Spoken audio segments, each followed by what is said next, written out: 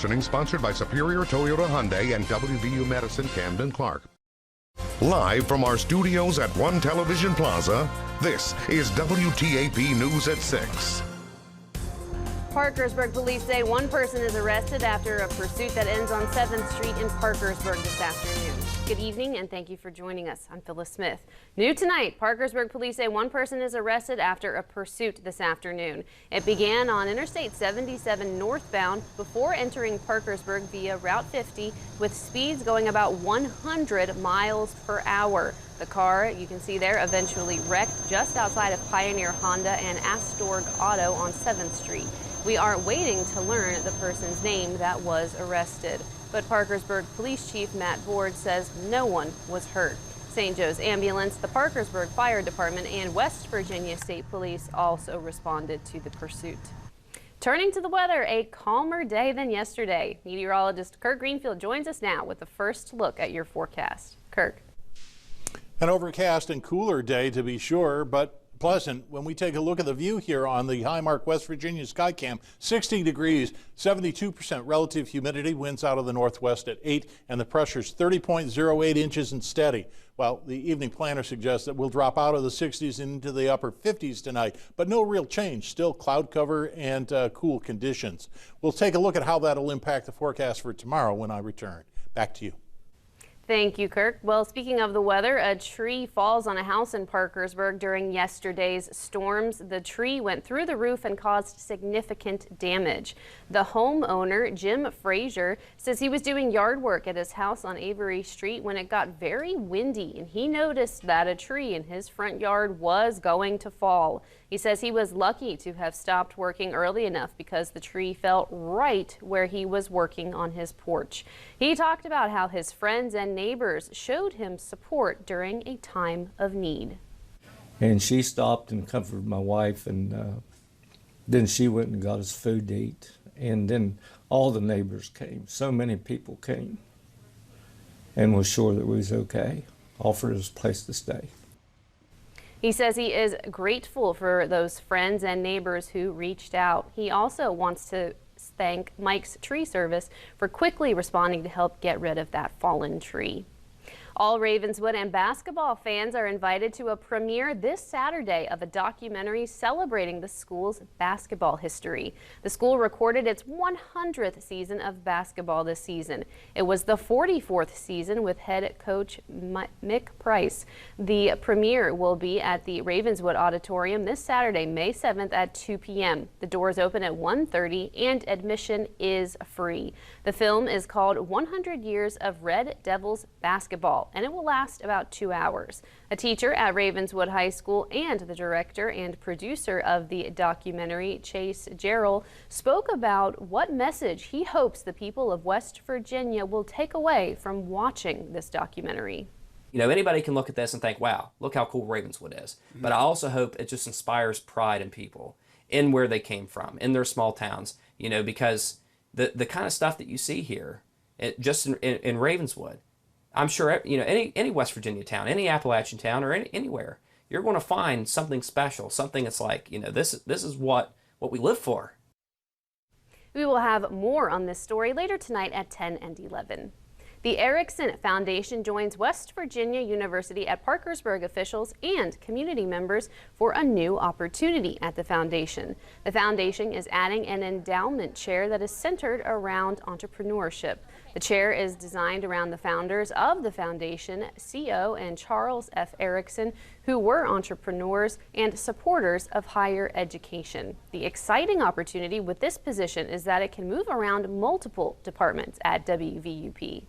So this will be a chair that will not necessarily be the same person in one department over and over again, but rather we can move it among departments and have the faculty interact with students to make them understand how important entrepreneurship is, how it can benefit them, and how it can benefit the community. The foundation is hoping to fill it by the fall. McDowell County Commissioners are formally opposing the coming rate hike by AEP. The commission issued a proclamation last week asking West Virginia's Public Service Commission to deny AEP's request to raise prices this coming September. Ben Schwartz from our sister station WVVA talks with customers and an AEP representative about this pushback on the proposed rate hike. One nonprofit reports McDowell County residents are struggling to keep up with rising energy costs. It's really hurting people, and not just low income. People who work. I feel like I work to pay my power bill, my gas bill, my groceries. It's got to stop. I don't know what the answer is other than putting a stop to all of these price hikes and these increases. As of now, monthly rates could jump by more than $18 for customers using 1,000 kilowatt hours of energy on September 1st. AEP requested the price hike from the PSC last month. You think long and hard before you file a case like that, but it's one of those things that if you don't, it just becomes a worse thing to deal with later. Moy says the decision comes with higher costs across the board. Specifically for energy, AEP buys itself to supply its customers. But their customers in McDowell County say at this point they're fed up with the situation. Everything's going up and they simply don't care about the consumer. They don't. And when things go up, they just pass it on to us. County commissions from McDowell and Boone, along with a number of individuals, have submitted letters of protest to the PSC opposing the upcoming rate hike. The PSC's policy is not to comment about a pending decision. Ben Schwartz, WTAP News. Still ahead, a procession is held for a firefighter in West Virginia who drowned while trying to rescue a mother and daughter in their car. That story is next at 6. Cloudy and cool conditions in the Mid-Ohio Valley will lead to a cool overnight for a change. That's next.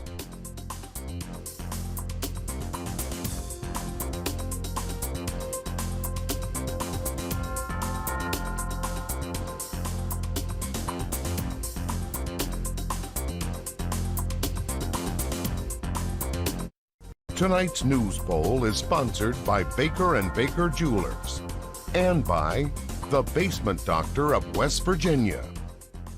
You're watching WTAP News at 6 with Phyllis Smith, Kirk Greenfield with your pinpoint weather forecast, and Ryan Wilson with sports. The body of a fallen firefighter is escorted from Charleston to a funeral home in Gassaway. Volunteer firefighter John Forbush died Sunday trying to save a mother and daughter after their car plunged into the Elk River. He was only 24 years old. Officials say the deaths of the driver, LaTanya Bell, and her daughter were the result of a murder-suicide. According to the Braxton County Emergency Management Director, the crash happened around 2:30 p.m. Sunday just south of Sutton, West Virginia. His grandmother talked about the heartbreaking loss. It's been hard. It was totally unexpected, and you just keep going. I had lost a lot of people. I've had to do this more than once. A wake will be for Forbush Monday from 3 p.m. to 8 p.m. at Gassaway Baptist Church. Funeral services will be Tuesday at 11 a.m. at the Roach Funeral Home in Gassaway, West Virginia. It is a solemn day on the campus of Kent State. Take a listen.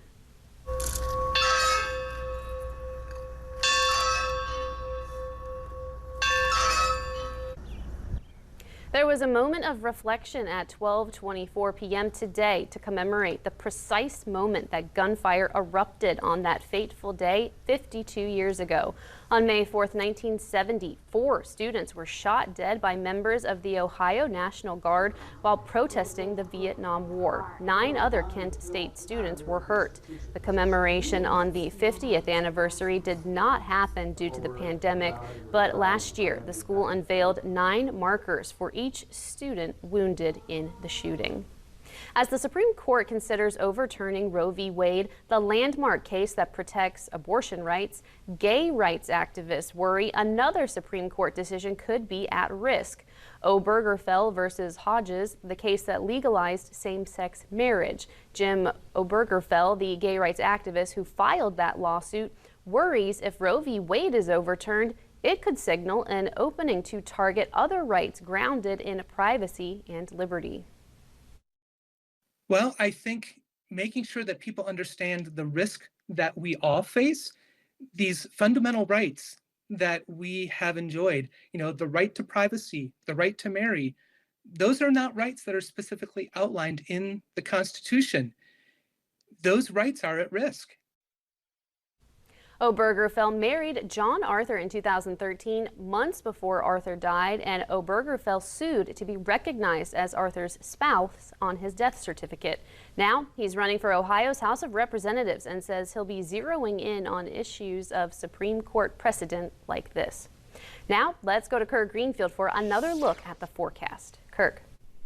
Well, it's been mainly cloudy and on the cool side, although occasionally today it has been warm enough that people have shrugged off their jackets. Let's take a look at our radar satellite composite, and as you can see, not much is in the way of precipitation. A couple of green echoes off to the east, clearing I-79 now, leaving us with overcast conditions. From the view here on the Jan Dills Marietta Skycam atop the Lafayette Hotel, 60 degrees, 75% relative humidity, winds out of the northwest at 7, and the barometer 30.09, make that 08, and steady. You can see traffic is moving well, a steady line here on Pike Street. The allergy alert says pollen levels in the medium category today expected to come up a bit tomorrow, and on Friday be reduced again. Mulberry, oak, and sycamore are the most common pollens. Current temperature 65 down in Charleston, 60 in Parkersburg, 59 in Athens, 57 in Columbus. So there's not a great deal of variation here, but a slow drop off to the north. Winds generally coming from the northwest, 6 to 7 miles per hour. We're about 23 degrees cooler than we were yesterday at this same time period. Well, no radar echoes to speak of at this point. As we zoom out, we can see the last of the system still soaking the New England states as that cold front pushes off the east side, off the Atlantic coast, eventually taking everything with it. We are left with this northerly flow that is refrigerating us and keeping us cool as we go through the day. This evening, a little on the cool side, maybe 60 degrees, mostly cloudy. Not bad if you want to get outside and get some exercise. No precipitation, as I've mentioned. Futurecast suggests that it'll still be cloud covered tonight, although there may be a break in the clouds in some locations. The majority of us will still continue to be covered up. Thursday, there's a break in the early afternoon for a little sunshine, but then as we get into the evening, it certainly looks like rain showers off to the west will eventually sweep through by Friday morning. Heavier downpours to the north and west just as we get to the 7 a.m. commute, and it does look like there's a couple of cells that could push through as we get later on in the day. It looks like there'll be heavier rain showers and again maybe some storms into the mountains of West Virginia as we get into the evening. It looks like more rain showers, so Friday's the day to watch. Tonight, 52 for the overnight low, partly cloudy skies. Tomorrow we're up to 71, partly sunny, should be fairly pleasant. And as we look at the extended forecast, those storms on Friday, 87% probability, spilling over into Saturday, 62% chance, and then we'll be a little bit drier on Sunday and warm up next week. We'll be into the 80s, especially as we get to Tuesday and Wednesday, relatively hot by comparison. Well, tonight's winner for the Sketch the Outdoors contest, sponsored by People's Bank, is Beautiful Galaxy by Chloe Rutherford, age 8 of Parkersburg. If you'd like to enter the daily contest, submit your digital copy of your child's outdoor artwork on our WTAP webpage. Look for the entry, Sketch the Outdoors, and follow the directions to upload and enter. A new winner is drawn each weekday and presented at both 6 and 11 p.m. newscasts. Phyllis?